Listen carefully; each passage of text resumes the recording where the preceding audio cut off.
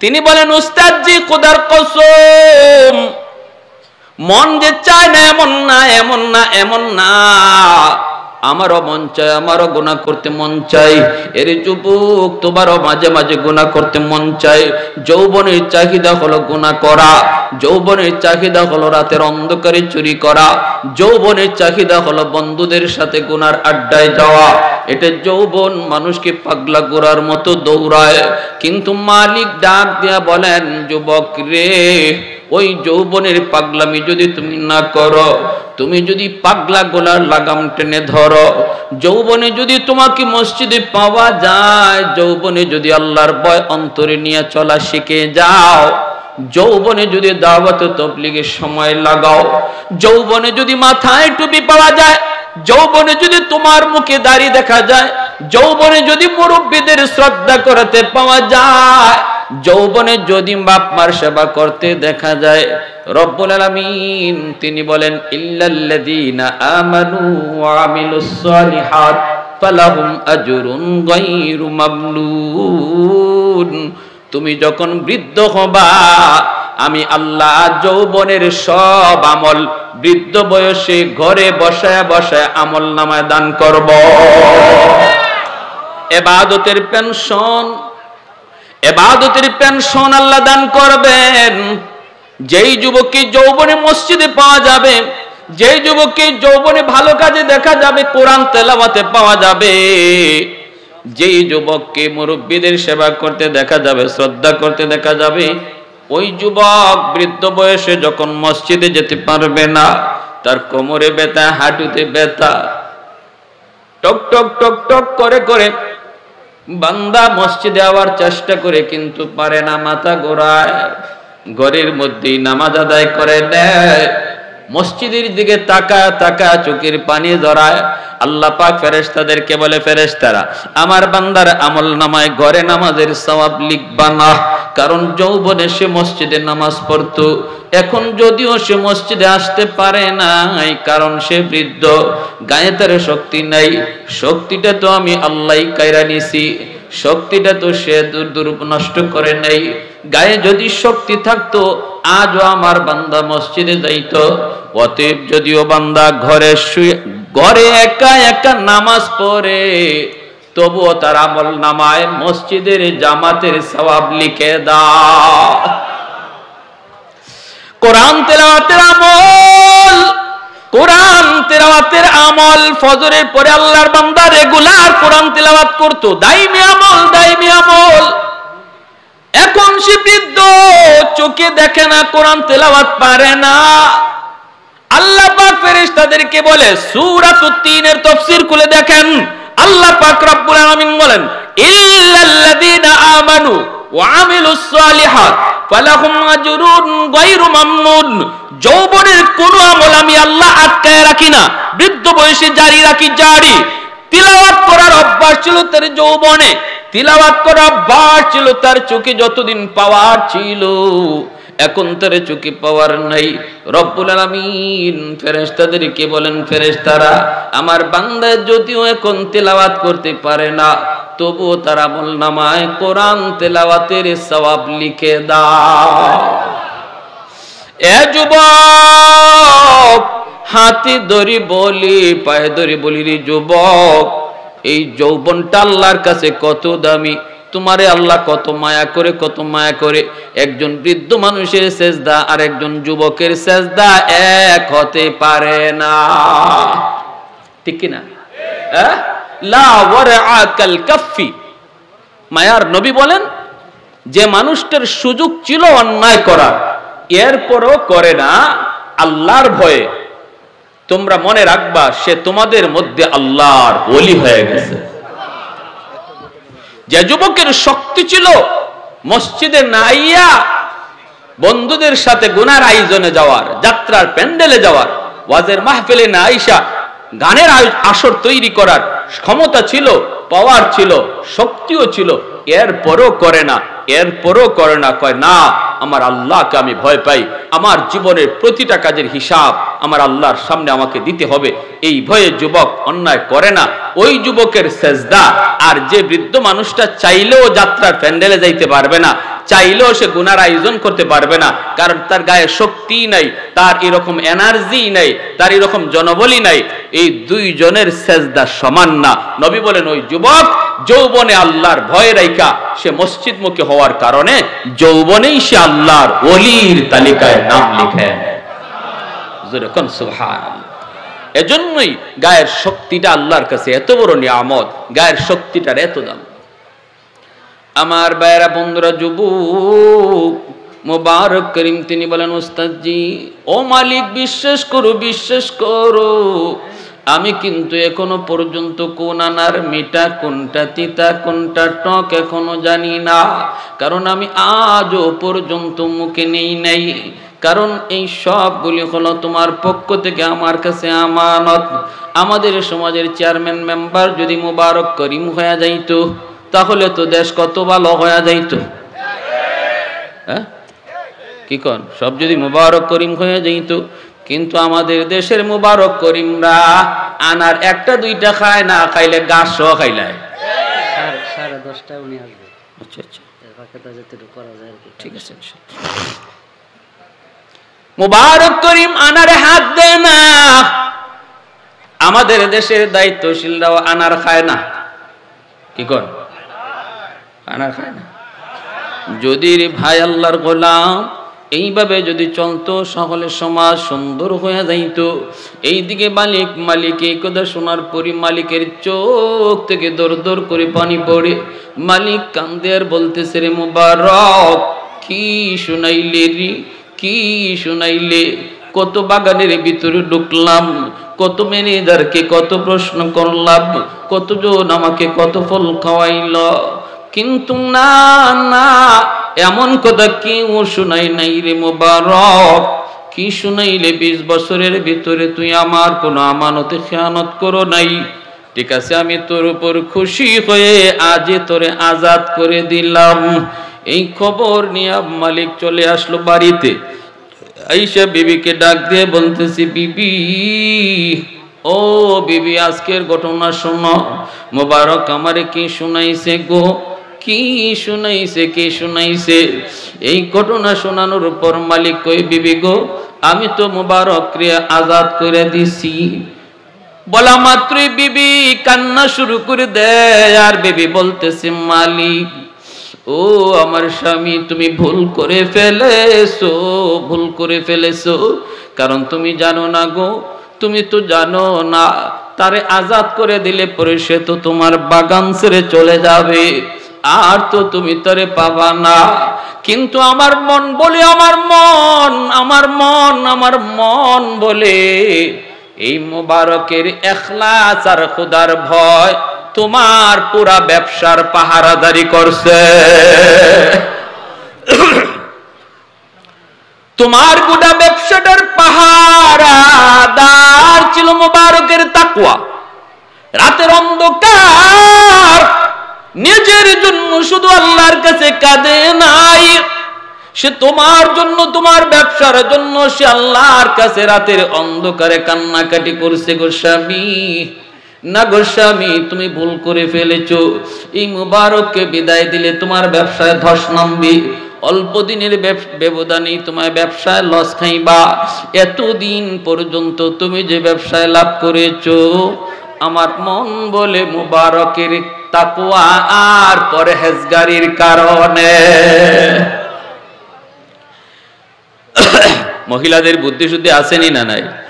হ্যাঁ, এজন্য আল্লাহ নবী বলছে, মাঝে মাঝে ঘরের বিবির সাথে পরামর্শ কইরো। যে কোনো কাজ করতে ম্যাডামের সাথে পরামর্শ কইরো।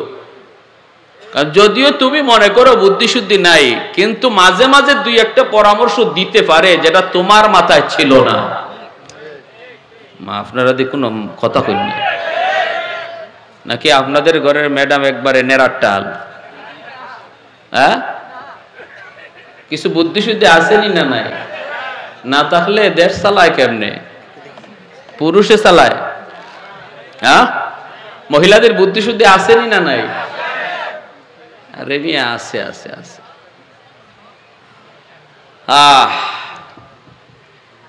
সৌদি আরব গেলাম তো আমারে কি অসুবিধা দিতেছে আপনাদের?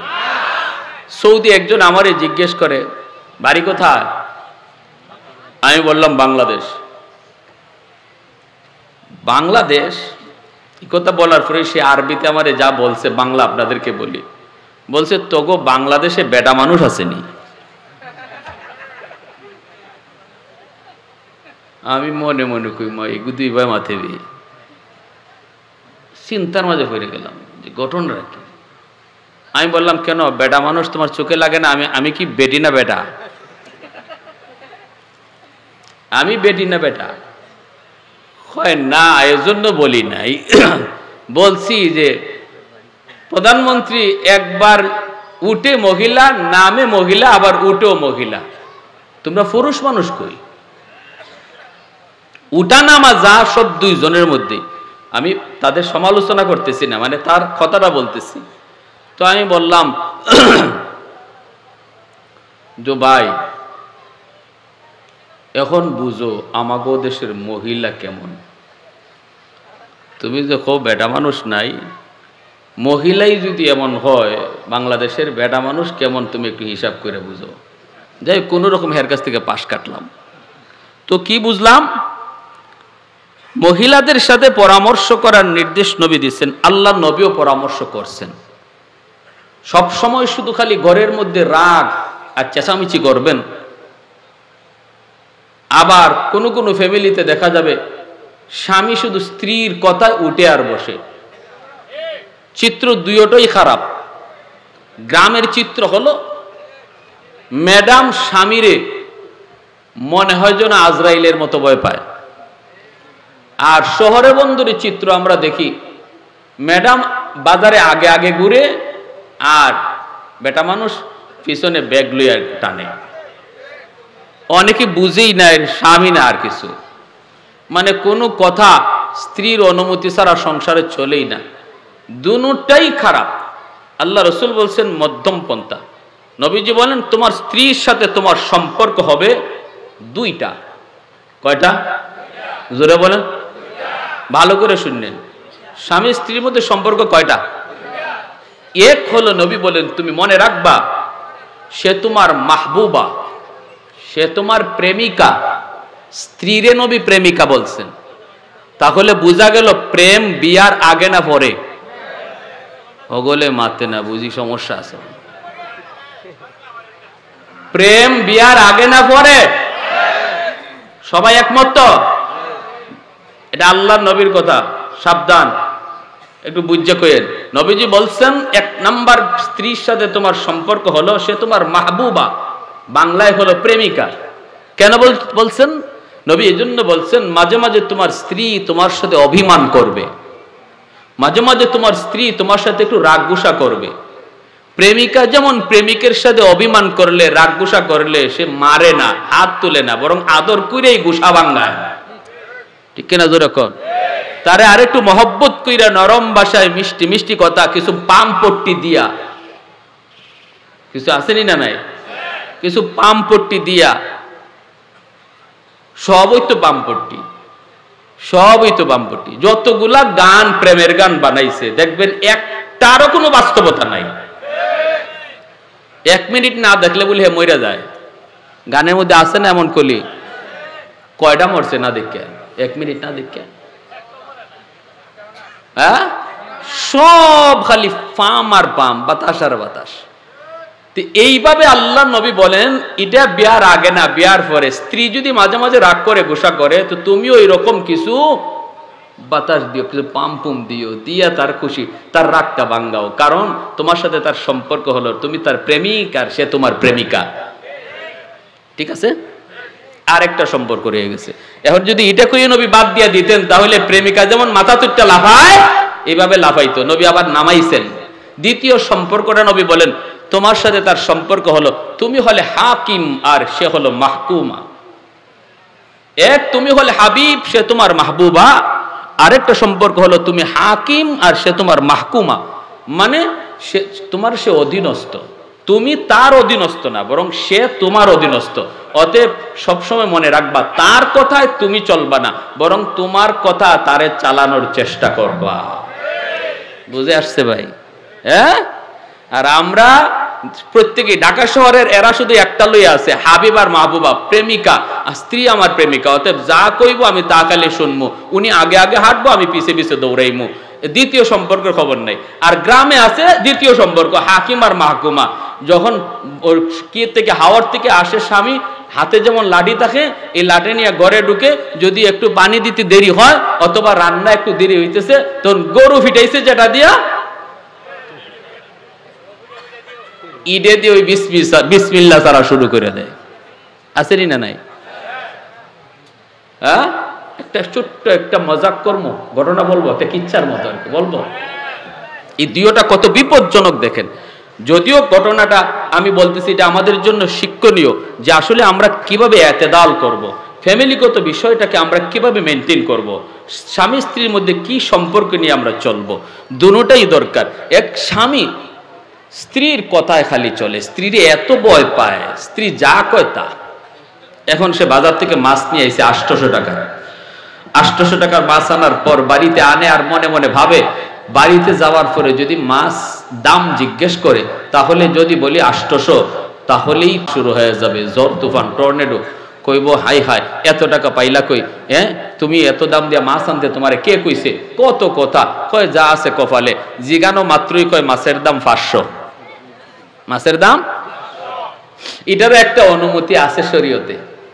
যদি আপনি কোনো জিনিসের দাম বেশি বললে মনে করেন যে ঘরে আগুন লাগবার সম্ভাবনা আছে বা ঝগড়া হওয়ার সম্ভাবনা আছে, তখন শরীয়ত বলে স্ত্রীরে বুঝ দেওয়ার জন্য দামের ক্ষেত্রে একটু মিছা কথা হওয়া জায়েজ। এটা মনে মাইক বন্ধ করে কইলে ভালো আছে নাকি? দিলাম তো ফেস লাগাই। এখন তো আপনারা গরগে কইলেও বিশ্বাস করতো না, তবে হুজুর হিকাই দিছে।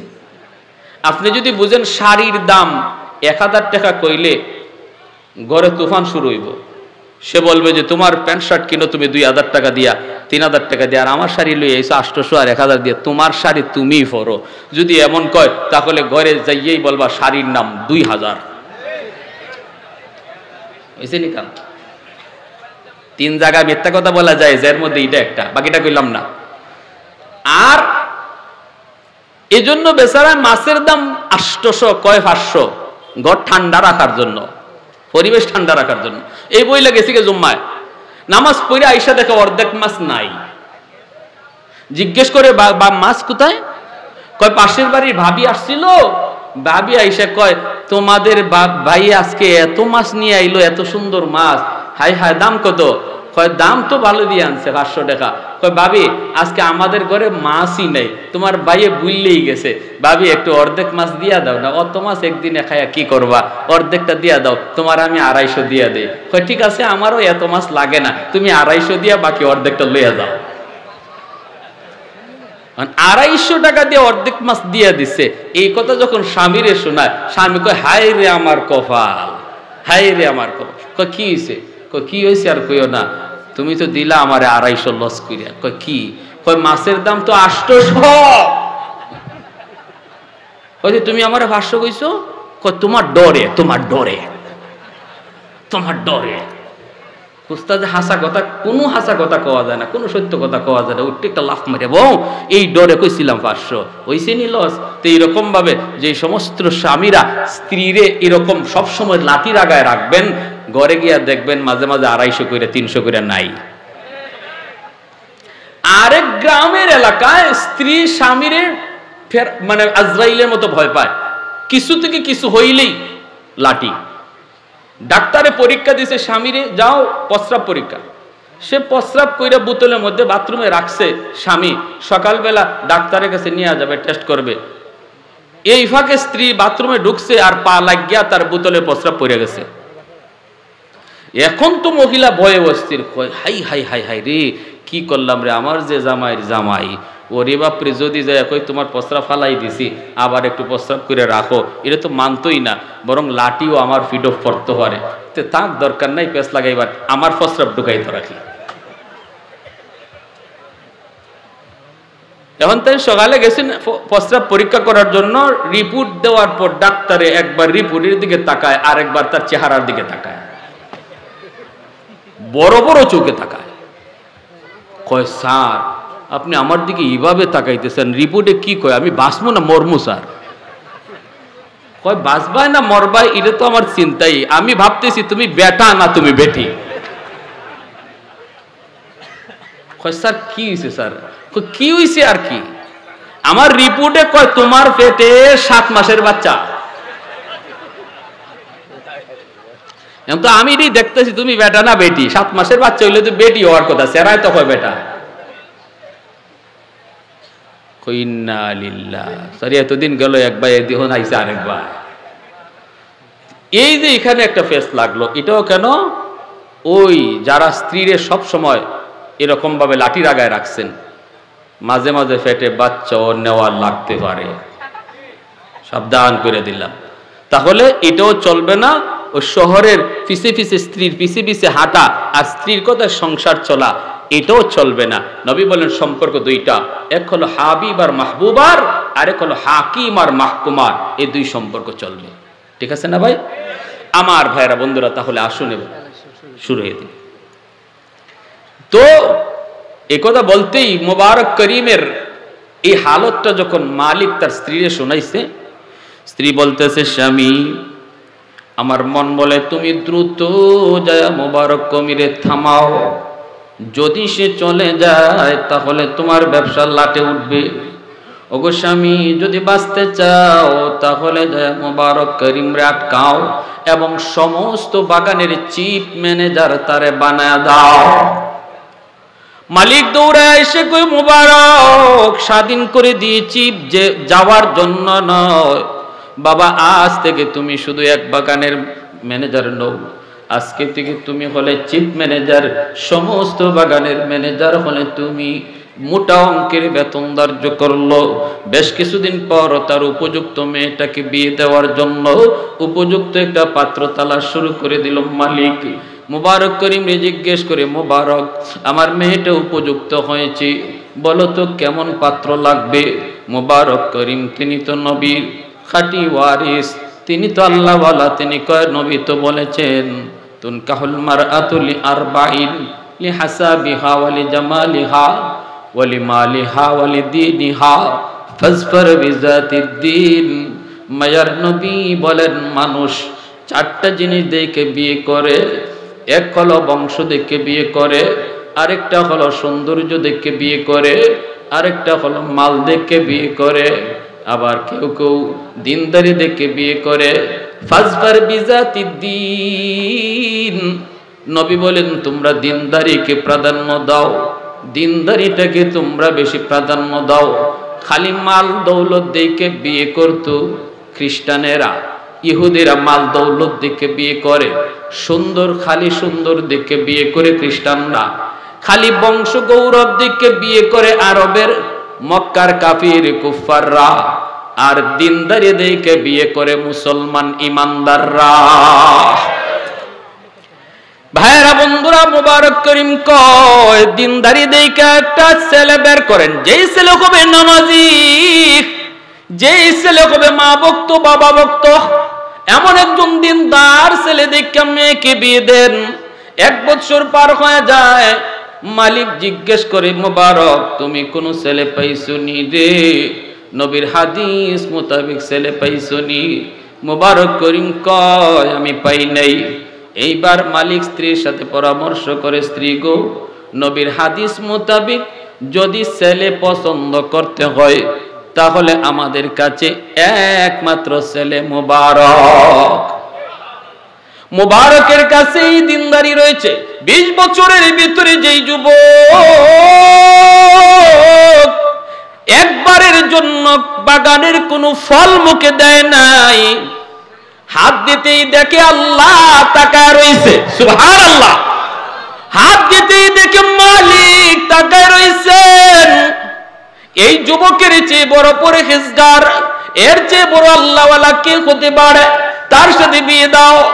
মালিক আইসে কই মোবারক আমার মেয়ের জন্য আর কোন মেয়ে ছেলে তোমার খোঁজা লাগবে না, আমরা ছেলে পেয়ে গেছি রে বাবা, ছেলে হলে তুমি, তোমার কাছে আমার মেয়েকে আমরা বিবাহ দেওয়ার সিদ্ধান্ত নিয়েছি। মোবারক করিম ডাক দিয়া বলে, মালিক আমি তো বিয়ে করতে রাজি, কিন্তু দেনমোহর দেবার ক্ষমতা আমার নাই। দেনমোহর দেওয়ার ক্ষমতা নাই। দেনমোহর লাগেনি না লাগে না? বিয়ের মধ্যে দেনমোহর পুরুষের জন্য, স্বামীর জন্য দেওয়া ফরজ, ঠিক কি না? অবশ্যই দেনমোহর দিতে হবে। দেনমোহর সমাজে, আমাদের সমাজে শুধু লেখার বিষয় হয়ে দাঁড়ায়, কিন্তু শরীয়তের নির্দেশ হলো দেনমোহর পরিশোধ করে দিতে হয়। যদি কোনো স্বামী স্ত্রীর দেনমোহর পরিশোধ না করার পর সে মারা যায়, কিয়ামতের ময়দানে তার পরম করম মায়ার এই স্ত্রী হাসরের ময়দানে আল্লাহর আদালতে মামলা দিবে, তার হক নষ্ট করার মামলা দিবে। আর সেদিন তার জীবনের সব নেকি স্ত্রীর দিয়াও জান্নাতে যাওয়া সম্ভব হবে না, ঠিক কি না ভাই?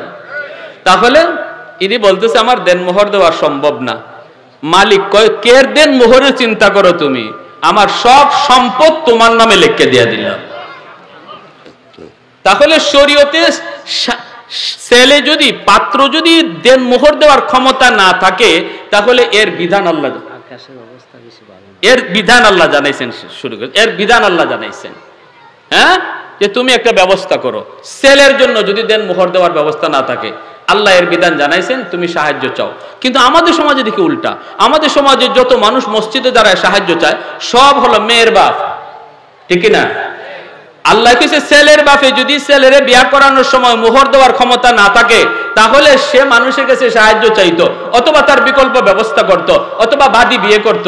কিন্তু আমরা দেখি আজকে মেয়ের বাপে সাহায্য চায়, যেখানে মেয়ের বিয়া দেওয়ার ব্যাপারে কোরআনে কোনো খরচের কথাই উল্লেখ করা হয় নাই, এমনকি বরযাত্রীরা পর্যন্ত শরীয়তে জায়েজ নাই, ঠিক কিনা?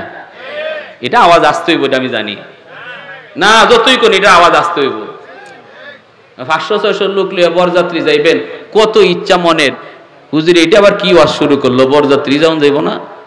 শরীয়তে কয় শুধু ছেলে খাওয়াইবো তার বাড়িতে, যার নাম, যেটার নাম হলো ওলিমা, বিয়ার পরের দিন। মোবারক করিমের বাপ কয়, বাবা কে দেন মোহরের চিন্তা করো, আমার সমস্ত বাগান তোমারে দিয়ে দিলাম। আল্লাহু আকবার, জোরে বলেন। আল্লাহ পাক বলেন, তুমি যদি আল্লাহকে ভয় করো, ভয় যদি তুমি করো, তাহলে দেখো তোমার বিপদ থেকে উদ্ধার করার মালিকও হবেন আল্লাহ, আর তোমার জন্য অজানা জায়গা থেকে রিজিকের ব্যবস্থা করবেন কে? আর একটু জোরে বলেন কে? মুবারক করিম কি জানতো তার যে সে গরিব থেকে, মানে জিরো থেকে হিরো হবে, এটা কি তার কোনো জানা ছিল? কিন্তু তার অন্তরে দৌলত ছিল তাকওয়া, খুদাবিতি, ঠিক কিনা? এই খুদাবিতির কারণে আল্লাহ মুহূর্তের ভিতরে জিরো থেকে তার হিরো বানায় দিলেন, জিরো থেকে হিরো বানায় দিলেন, আল্লাহ সম্পদশালী করে দিলেন, সুন্দরী স্ত্রী তারে দিয়ে দিলেন। আল্লাহ পাক রব্বুল আলামিন বলে, বান্দা এই কথার উপরে ইয়াকিন করো, ইয়াকিন করো, তুমিও যদি আমি আল্লাহকে ভয় করে চলো, যেখানেই থাকো, যে অবস্থায় থাকো, জবাবদিহিতার জিন্দেগি যদি তুমি সামনে রাখো, যে আমার জীবনের প্রতিটা কাজের হিসাব আল্লাহর সামনে একদিন দিতে হবে, এই চিন্তা নিয়ে যদি তুমি চলো, তাহলে তোমার জীবনে যত মুসিবত আসবে, সমস্যা আসবে, আসতে পারে, সমাধান করব আমি আল্লাহ, আর রিজিকের ব্যবস্থাও করব এমন জায়গা থেকে যার কল্পনাও তোমার ছিল না।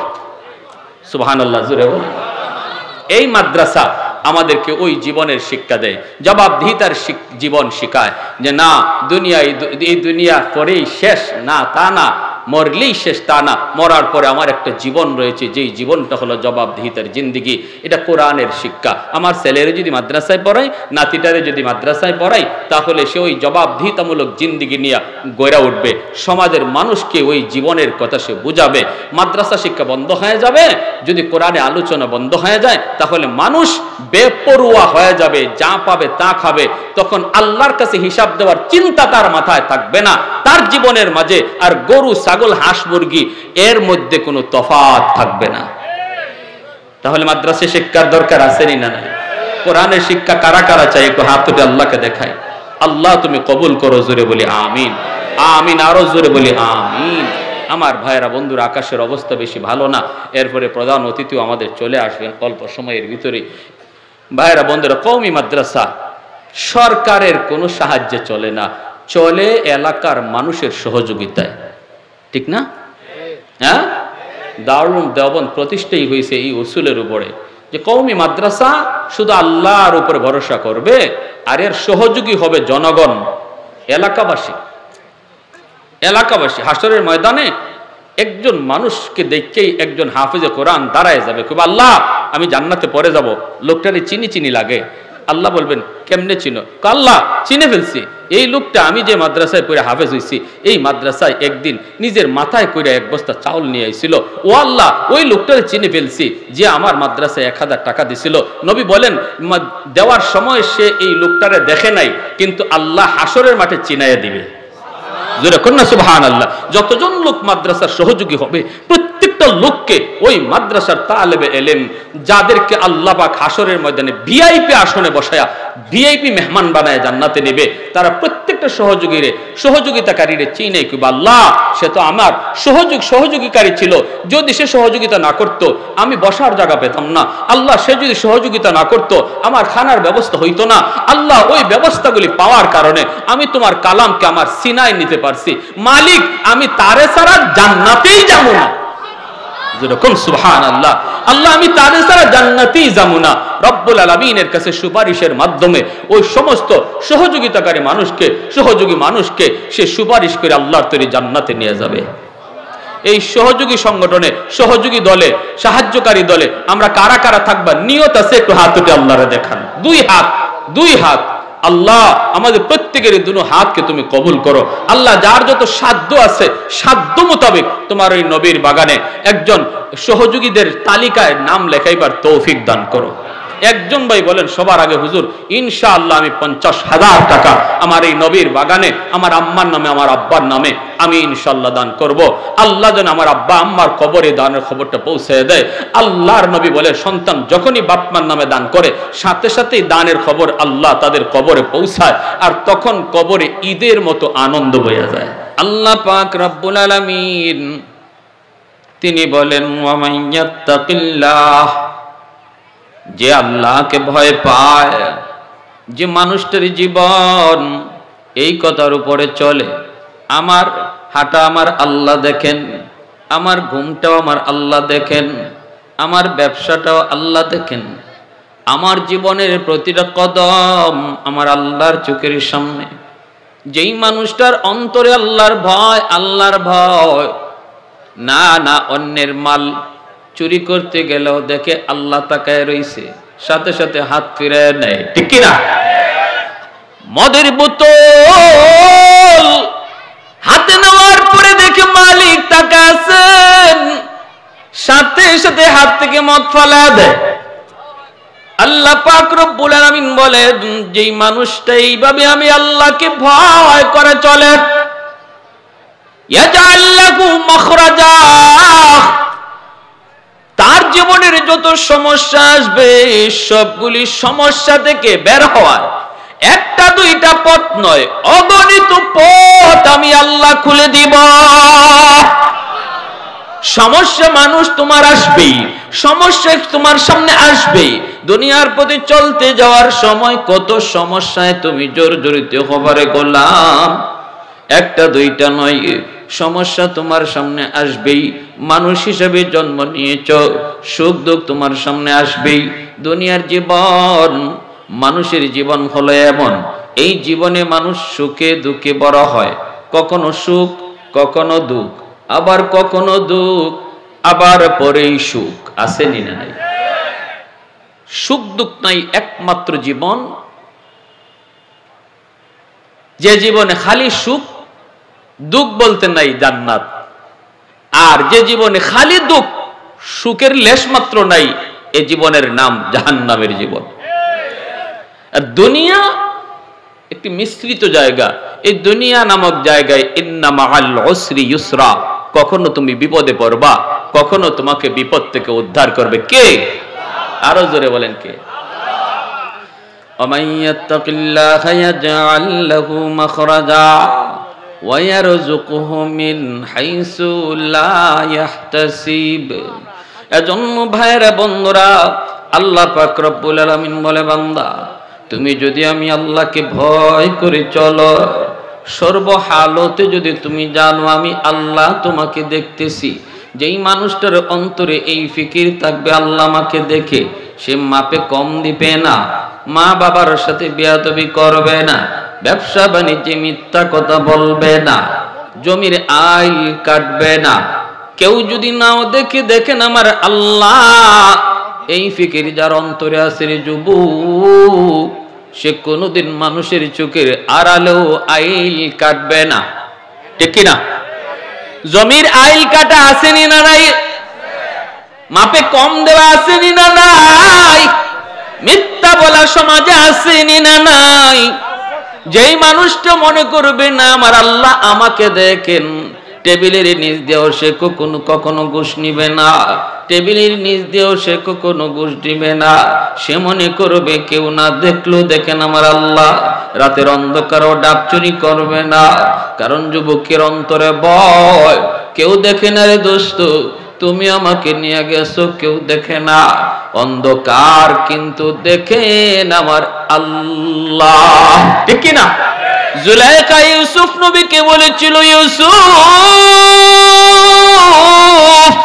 এমন এক ঘরে তোমাকে প্রবেশ করাইলাম, ভয় নাই ভয় নাই, কেউ দেখবে না কেউ দেখবে না, 7টা তালা ভিতরে ঢুকাইলাম, আন্দরের ভিতরে কেউ নাই, ইউসুফ তুমি ভয় পেও না। না না, কেউ দেখে না।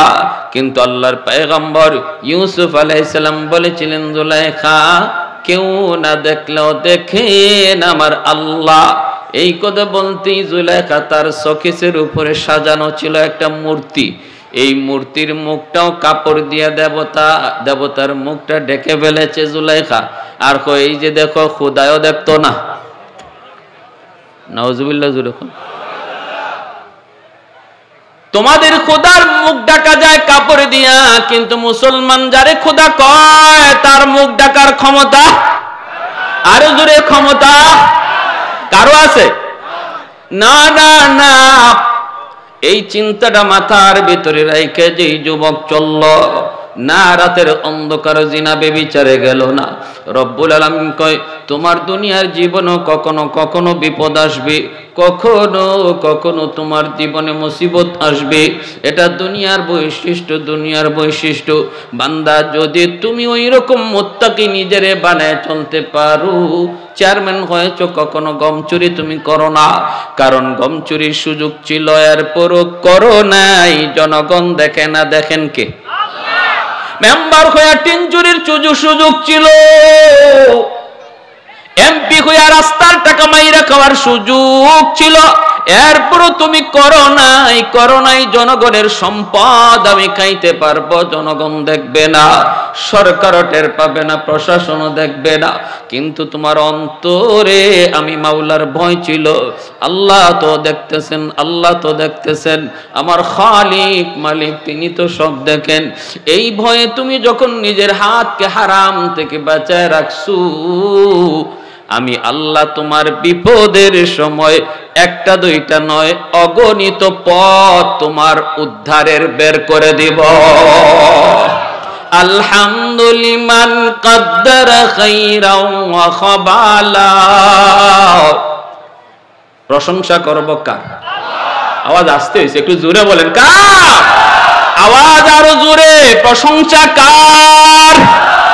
আলহামদুলিমান কদ্দার খাইরাও ওয়া খাবালা ওয়া শুকরু লিমান সাওয়ারা হুসনাও ওয়া জামালা ফরদুন সামাদুন আন সিফাতিন খালকি বারিউন রব্বুন আযালিয়ুন খালাকাল খালকা কামালা লা জিদ্দা ওয়ালা নিদ্দা ওয়ালা হাদ্দা লিমাওলা লা জিদ্দা ওয়ালা নিদ্দা ওয়ালা হাদ্দা লিমাওলা আল আনা কামা কানা ওয়ালাম ইয়ালকা যাওয়ালা আল আনা কামা কানা ওয়ালাম ইয়ালকা যাওয়ালা লা মিসলা ওয়ালা সাওয়ারা মিসলাহু ওয়া নাযীরা মান ক্বালা সিওয়া যালিকা ক্বাদ ক্বালা মুহালা মান ক্বালা সিওয়া যালিকা ক্বাদ ক্বালা মুহালা। একটু জোরে সুরে বলেন আল্লাহু আকবার। শয়তান কই মালিক লক্ষ লক্ষ বছর তোমার সিজদা দিলাম, ও মালিক আজকে জাহান্নাম থেকে তুমি আমাকে বের করে দিয়েছো, বিনিময়ে কি কিছুই পাইবো না। আমার এতগুলি সিজদা, জমিনের ভিতরে এমন কোন জায়গা নাই যেই জায়গায় আমি ইবলিস তোমাকে সিজদা করি নাই। আমার নাম হয়ে গেল সাজ্জাদ। ও মালিক এতগুলি সিজদার বিনিময়ে কি আমি কিছু পাবো না? আল্লাহ বলেন অবশ্যই তুমি বিনিময় পাবে। একবারও যদি আমি আল্লাহকে কেউ সিজদা দেয়, সাজদাতুন খায়রুম মিনাদ দুনিয়া ওয়া মা ফিহা, আসমান জমিনের ভিতরে যত যা কিছু আছে সব কিছু যদি এক পাল্লায় রেখে দেওয়া হয় আর আমার বান্দার একটা সিজদা এক পাল্লায় রাখা হয়, আল্লাহ বলেন সিজদার পাল্লা ভারী হয়ে যায়। অতএব তুমি যে এতগুলি সিজদা দিয়েছো, বিনিময় আমি তোমাকে বিনিময় ছাড়া দিব না, অবশ্যই তুমি বিনিময় পাবা, এর প্রতিদান তুমি পাবা। কি তুমি চাও তুমি বলো, আমি আল্লাহ আজ তুমি যা চাইবা তোমাকে সব দিব, তবে দুইটা জিনিস ছাড়া, দুইটা জিনিস ব্যতীত। এক নাম্বার হলো মাফ। তুমি যদি কও মালিক আমাকে তুমি মাফ করে দাও, আমি তোমাকে মাফ করবো না। দুই নম্বর হলো তুমি যদি আমার কাছে জান্নাত চাও, জান্নাত আমি তোমাকে দিব না। এই দুইটা জিনিস ছাড়া তুমি যা চাইবা তোমাকে তা দিব। এই কথা বলতে ইবলিস কয় তাহলে অনেক হায়াত দাও, পৃথিবীর শেষ মানুষটা পর্যন্ত আমার লম্বা হায়াত তুমি দাও। আল্লাহ পাক রব্বুল আলামিন কয় ইন্নাকা লামিনাল মুনজারিন, তোমার প্রস্তাব গ্রান্টেড, তোমাকে লম্বা হায়াত দেওয়া হলো। ইবলিসকে আল্লাহ জিজ্ঞেস করে, ইবলিস কেন তুমি এত লম্বা হায়াত চেয়েছো? কয় মালিক লম্বা হায়াত দিয়েছো, আর একটা পাওয়ার তুমি আমাকে দাও। আল্লাহ পাক বলে কোন পাওয়ার? কয় পাওয়ার হলো তোমার বান্দা বান্দির রগ রেশায় ঢুকান। আল্লাহ কই দিলাম। কেন? কয় যেই মানুষের কারণে আজকে আমি জাহান্নামী হয়েছি, এই মানুষ একজনকেও আমি জান্নাতে যাইতে দিব না, ওদেরকে লইয়া আমি জাহান্নামে যাব।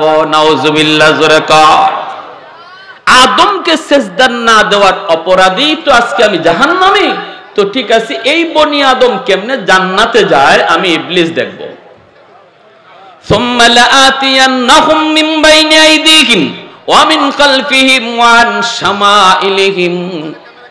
শয়তান কয় তার ডানে বামে সামনে পিছনে আমি ষড়যন্ত্রের জাল বিছায় রাখবো। ষড়যন্ত্রের জাল আমি ডানে বামে সামনে পিছনে বিছায় রাখবো। যাবে তোমার বান্দি কোন দিকে?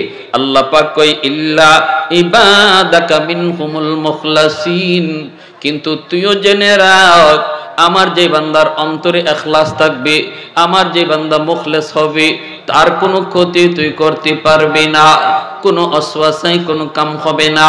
ইখলাস কাকে বলে রে ভাই? নবী বলেন ইন্নাকা লান তারা।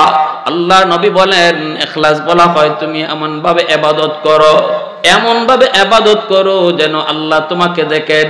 ফা ইন লাম তাকুন তারা ফা ইন্নাহু ইয়ারাক, যদি তুমি আল্লাহকে না দেখো আল্লাহ আমাকে দেখেন।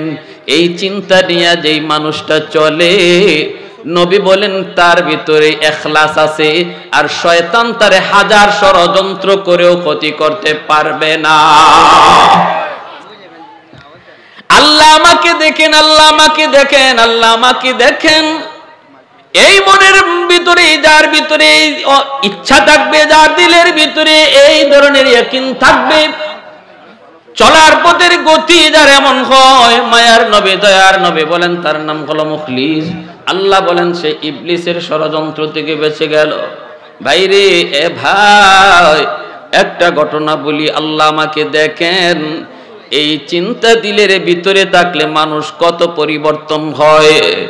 এই চিন্তা যদি দিলের ভিতরে আমি জাগ্রত করতে পারি রে আল্লাহর গোলাম, আমার দ্বারা কখনো মানুষের আড়ালেও অন্যায় হবে।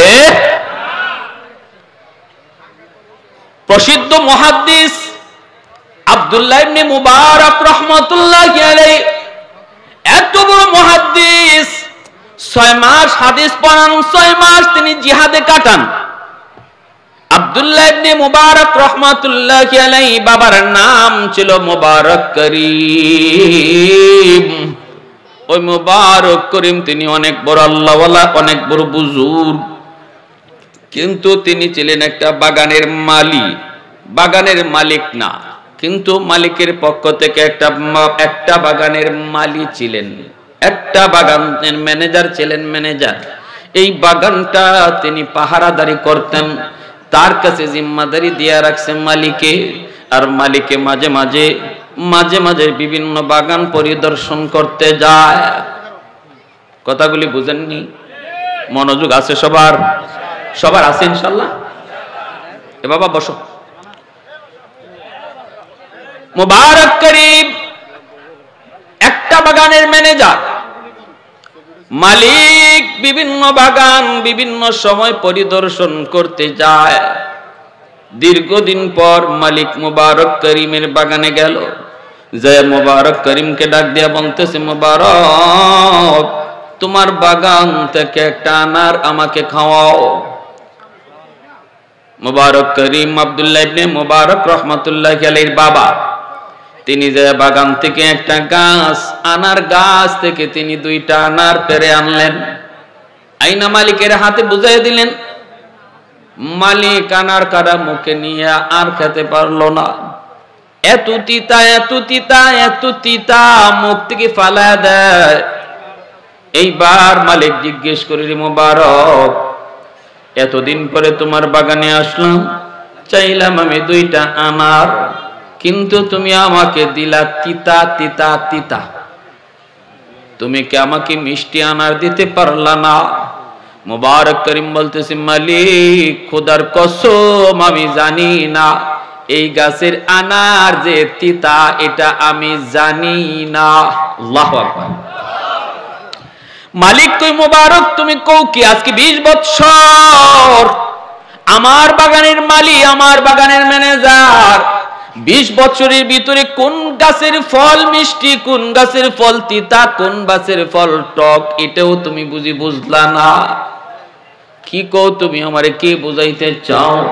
এই কথা বলতে মুবারক করিম বলতেছে, উস্তাদ জি, খোদার কসম আমি কোন ফলে হাত দেই না, তাই বলে দে আমার ইচ্ছা হয় না তা না। বড় লোকের মানুষেরা যখন আইসা তারা টাকা দিয়া ফলমূল কিনে খায়, তাদের খাওয়ার দৃশ্য দেখে আমারও খাইতে মন চায়, কিন্তু যখনই আমি কোনো ফল গাছে হাত লাগাই, তখনই দেখি আমার আসমানের মালিক আমার হাতের দিকে তাকায় রইছে।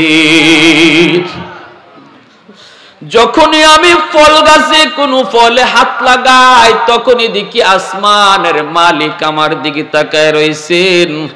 সাথে সাথে আমি হাতটা ফিরে নেই, সাথে সাথে আমি হাতটা ফিরে নেই, আর ফল খেতে পারি না, কারণ ফলগুলি আপনার। আমার কাছে এই বাগানটা রাখা আমানত, আমানতে খেয়ানত করা যায় না। যার মধ্যে আমানতদারি নেই তার মধ্যে ঈমান নাই। নবী বলেন, লা ঈমান লিমাল্লাহ আমানাতাল্লাহ, লা ঈমান লিমাল্লাহ আমানাতাল্লাহ।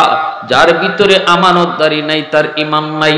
জনগণের অনেক সম্পদ, দায়িত্বশীল মেম্বার, চেয়ারম্যান, এমপির কাছে আমানত আসেনি না নাই?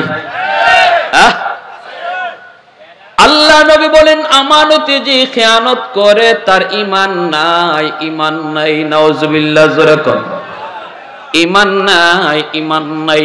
আমানতদারি যে রক্ষা করে, কিয়ামতের ময়দানে আল্লাহ বিশেষ পুরস্কারে তাদেরকে পুরস্কৃত করবে। কিন্তু যদি আমানতে খেয়ানত করে, নবী বলেন মরবার সময় তার বেঈমান হইয়া মরবার সম্ভাবনা বেশি থাকে। গম চুরি করার অভ্যাস যার বেশি থাকবে, বেঈমান হইয়া মরবার সম্ভাবনা তার বেশি থাকবে।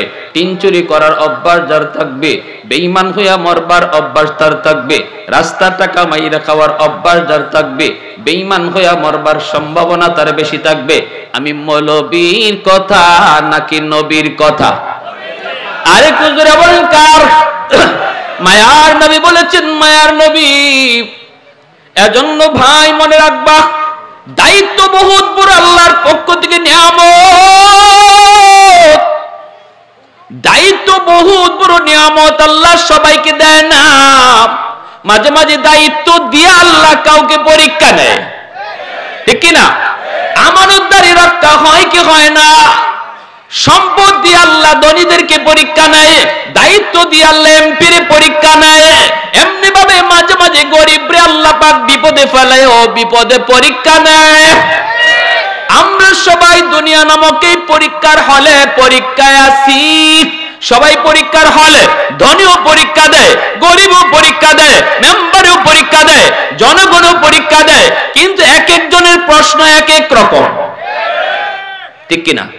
গরিবের প্রশ্ন হলো সবর করে কি করে না, সবর করে কি করে না, বিপদের সময় সে সবর করে কি করে না। ধনীর উপরে পরীক্ষা হলো ধন সম্পদের হক আদায় করে কি করে না। দায়িত্বশীল মেম্বার চেয়ারম্যানের উপরে পরীক্ষা হলো আমানতদারি রক্ষা করে কি করে না, ঠিক কিনা ভাই?